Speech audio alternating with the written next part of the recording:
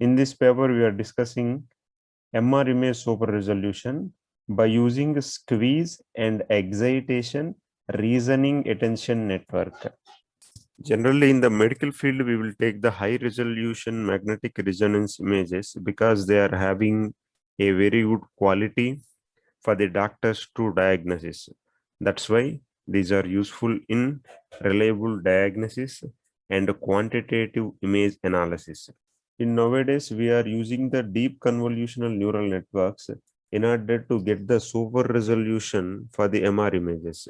We are giving a low resolution input MR image to the convolutional neural network, and finally we are getting a high resolution MR image, magnetic resonance images.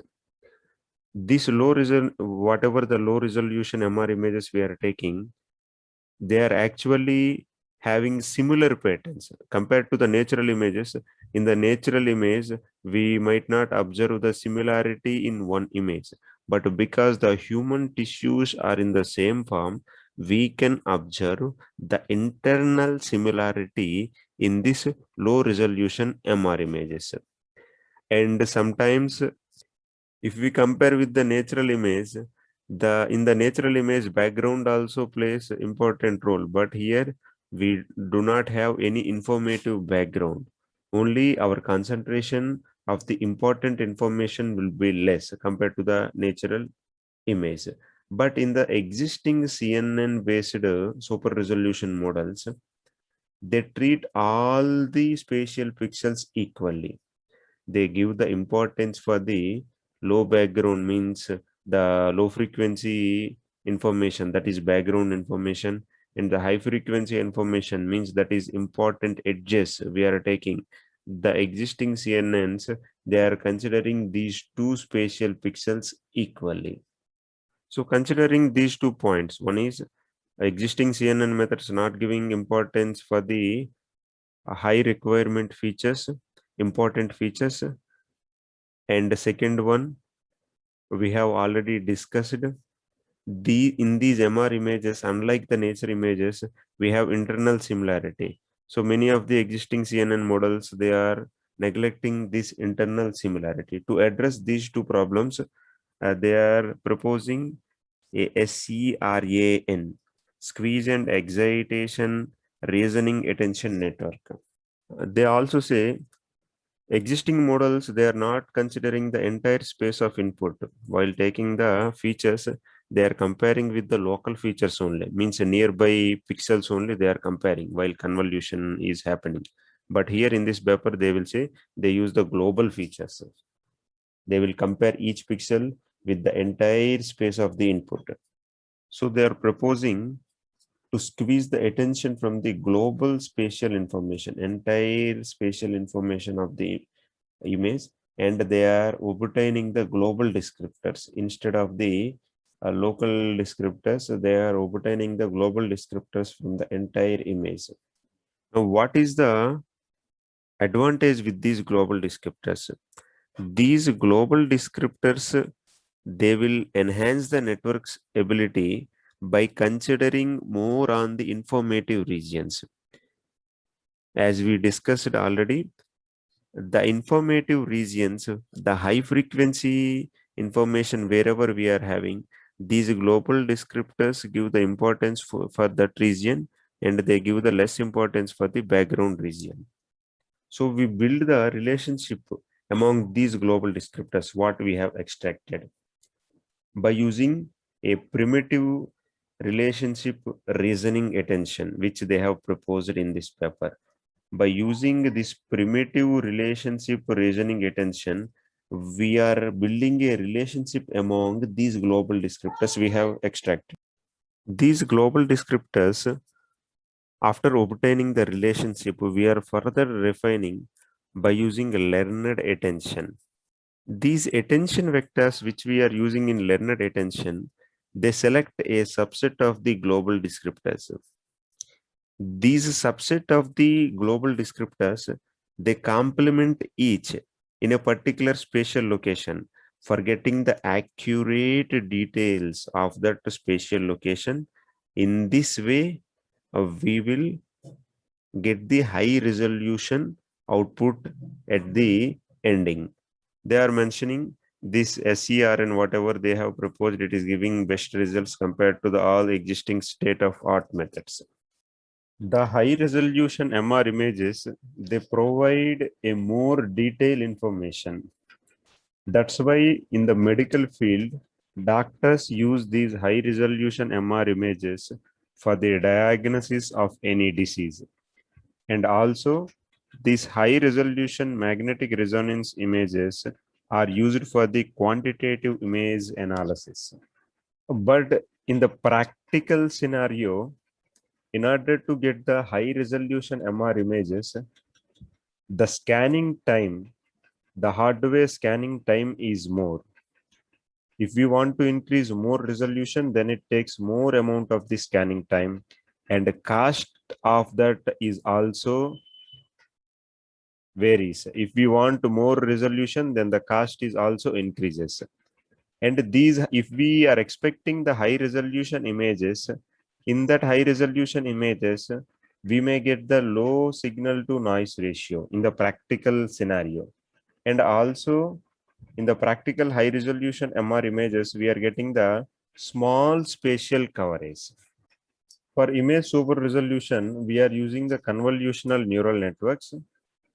The first introduced convolutional neural network is SRCNN, a three-layer convolutional neural network. It converts the low resolution image into high resolution image. In the another paper, Kim, he increased the depth of the network. Instead of the three-layer, he has taken more layers, and he utilized the residual learning in the VDSR. There are some other methods also which were proposed for the super resolution of a low resolution image. Hui proposed a information distillation network, that is IDN, and Zhang proposed a better network RDN, which fully utilizes the hierarchical features. Now we will discuss what were the proposed methods already existing for the MR images super resolution. Chen used a 3D dense network, including the adversarial learning. So this 3D dense network in combination with the adversarial learning, Chen used for the super resolution of MR image. The advantage with the MR images is they have a repeating structure pattern. Example, if we are diagnosing a human tissue, then the repetitive structures of the human tissues are observed in the MR image. So they are very simpler compared to the natural images. In the MR images, we have the repetitive structure which cannot be observed always in the natural images. So for this kind of MR image, if we want to employ a very deep neural network, there may be problem of overfitting. More features will be coming into action. So this leads to overfitting. Cross-validation error is becoming maximum compared to the training error. The difference is maximum. So it is going to give us a high variance or overfitting problem. This is the first problem, that is overfitting problem. When we are trying to introduce a very deep neural network, these MR images, when we are trying to train the network, they are prone to overfit. Now, the model which we are designing, it is prone to overfit. The second problem is, in MR images, we have the background. If we see that background, in the diagnosis, we don't give that much importance to that background. Our target is only that structural regions. Example, if brain is there in that image, in that structural region, we give the importance for the diagnosis of that particular brain. But the problem with the existing CNN-based methods is they treat all the spatial pixels of the image equally. they give the importance for the all pixels, but we are expecting for the diagnosis only some target area in that image is important. We want to give importance to that particular pixels of that area. We may call them as edges. But these CNNs, the existing CNN methods, they are not distinguishing these background regions. Because of that, because of the inability to distinguish these two, we are facing the problem. This is the second problem. The existing CNN based super resolution methods, if we are trying to apply for the MR images, the third problem we are getting is when we are doing the convolutional operation, they are focusing on the local neighborhoods only. So they are not giving the importance for the global features. But in the MR image, we are expecting the entire global features which are useful to us to reconstruct the important and required information regions, leaving the background region. But the convolutional operations of the CNN based SR methods, they only capable and they are focusing on the local neighborhoods, and they are failing to capture the entire aspects of the input. So as we discussed, because we are encountering with three problems when we are trying to apply the existing methods to the MR image. The first problem is overfitting. The second problem is the all regions, all pixels, including the important pixels or unimportant pixels, the low background pixels, low frequency pixels, all pixels are being treated equally. This is second problem. And the third problem is we are not able to get the global features because of the convolutional operations. Entire aspects of the input we are not able to capture. Now they are saying to overcome these three problems, they are proposing squeeze and excitation attention network for the MR images super resolution. So they are proposing to squeeze the global spatial information into global descriptors. We are using the second order pooling operation here. So it gives the chance to us to focus on the most informative regions in this MR image. It is concentrating on the most informative regions, and it is neglecting the we cannot say even neglect also. It is considering, it is giving a very less importance to the low information or background regions. Now we build the relationship among these global descriptors. We are calling them primitives. And after that, we are applying to the graph convolutional neural network. After the application to the graph convolutional neural network, we are getting the primitive relationship reasoning function, which tells the relationship among these global descriptors.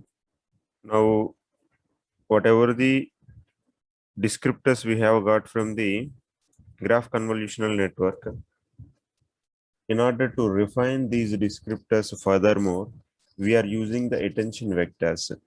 These attention vectors, they try to take the subset of these global descriptors which are used for the reconstruction. Here we are using the attention mechanism. Actually, attention mechanism in neural network means it is allocating the resources adaptively for the important input features. As we mentioned, in the existing CNNs, the problem is they are giving importance to all features equally. But here, in this, by using this attention mechanism, we are giving importance to those features which are very useful to us while reconstructing the high resolution image. Now we are discussing about the semantic reasoning. A semantic reasoning, it is like we use the extracting we try to extract the relationship between some patterns, either by symbols or by logic. But here we are using the graph-based approaches recently. These graph-based approaches, when we are applying to the convolutional neural networks, we are calling them as a graph convolutional neural networks. These graph convolutional neural networks, they process the data in the graph structure. Means they try to reason, they try to apply the reasoning for the given data through the graph structure. That's why they are called graph convolutional networks. In this paper, they are using the graph convolutional neural network in order to consider the semantic relationship between the visual primitives. Whatever the image features they are taking, in order to get the relationship between these image features, we are calling them as visual primitives. They are using the graph convolutional neural network. As we already discussed, they are using the attention mechanism. In this attention mechanism, they are trying to focus on the more informative regions, giving less importance for the background. Now they are using the squeeze attention in order to give the importance for the high requirement features which are useful for the reconstruction of super resolution image. By using this squeeze-net attention mechanism, now we are considering the all input features. Our target is to get the main visual primitives. For that, this is V is the visual primitive. We are taking where E is indicating the input features. We are considering the all input features, that is from 1 to HW here. So 1 to HW, we have considered the all input features. By using this global attention vector, whichever the input features, we have to give the more importance. Then finally, we are taking them as a visual primitives. Now, after getting the visual primitives from our image, now we are concentrating what is the relationship among these visual primitives.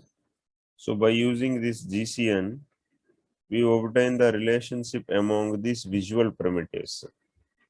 After we get the features by using the attention mechanism, then finally by using the residual learning, we again converting, or we can say we are again trying to get the image which is a high super resolution image. They are saying for the showing the results, means for the performance of the model, how it is performing compared to other existing models. They have used two metrics, PSNR and SSIM. The PSNR value, if it is high, then it is indicating that our model is performing well. The SSIM value should be it is indicating the structural similarity index, SSIM. So these two metrics they are using for the comparison with the other models. They have taken the IXI dataset for the input MR images. Now, three types of the MR images are included in each dataset.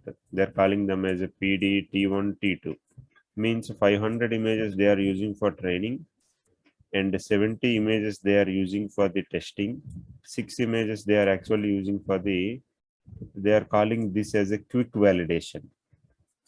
Now each image, whatever they are taking, the size of each image, low resolution input image is 240 by 240, height is 240 and width is 240, and 96 it is indicating the number of slices. The number of slices in each image, in each MR image, means we are having 96 slices in each MR image. But actually we are not training it in 3D. So this 500 images into 96, 48,000 input training samples we are giving to our model, because 500 images and in each image we have 96 slices. So 500 into 96.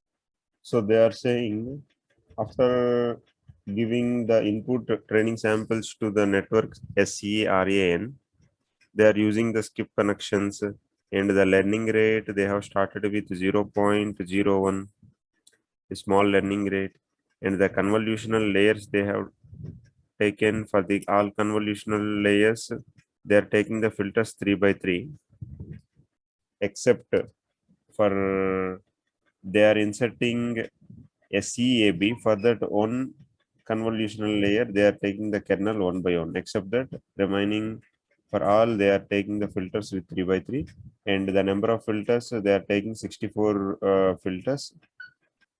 They are using zero padding in order to keep the size fixed. Adam optimizer they are using with beta 1, beta 2 values mentioned here, and epsilon. They are using PyTorch, and for the implementation they are using Titan XP GPU. Now they have compared with the different existing models. They have compared for the magnification to super resolution 2 factor, 3 factor, and 4 factor. Means it is the compared to the input image, we are getting a scale 2 image, super resoluted image at the output. So by using different models, this is the these are the PSNR and SSIM values for the training data set, the 500 images, and for the testing data set, 700 images, and crash validation data set, 7 images. They are mentioning that in their model, they are getting a very good values of the PSNR and SSIM for the magnification 2 factor and magnification scaling 3 factor and scaling 4 factor also. Their model is giving the good results. That's what they are saying. They have taken one image, and in the bicubic in NLM different models, they are showing how the output is, and they are saying with their proposed model, this is the output.